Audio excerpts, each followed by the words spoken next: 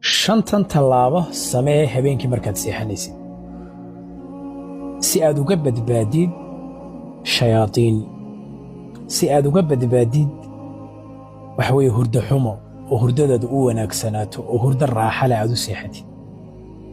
hadday hurdadu kugu yar tahay, haddaad habeenkii qarowdid, haddii habeenkii kolba soo kacaysid kol seexanaysid kol soo kacaysid kol seexanaysid sidaa waagu kugu baryo, shantan shay samee si hurdo dheeli tiran aad u seexatid. muuqaalka ilaahay dartii loo fusaa soofan u garee waxa weeye halkaad naga daawanaysid. midda koowaad, kow, habeenkii adigoo qaawan ha seexanin. adoo mudh iyo gacana sidii hooyada iyo aabbahaa kugu dhaleen adigoo ah ha seexanin. laba, nalka oo dansan ha seexanin. macnaha kama wado sidan hadda imka nalalkan aniga faraha badan la ii baxaya ma ahan. nal yaroo diniiqa waad shidan kartaa, nal yaroo wanaagsan oo casaan ama guduud ama waad shidan kartaa, laakiin meel mugdi ha seexanin. saddex, dabka iska bakti.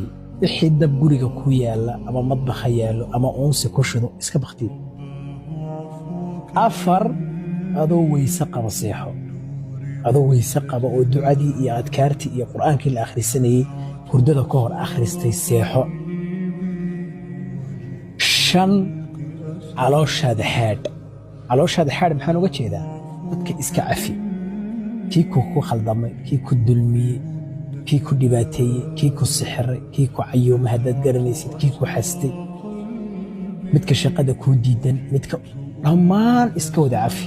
ilaahayow cafis bay leeyihiin ilaa kulli man dalamani. qof kastoo i dulmiyey, mid kastoo caloosha maaragtay wax iigu hay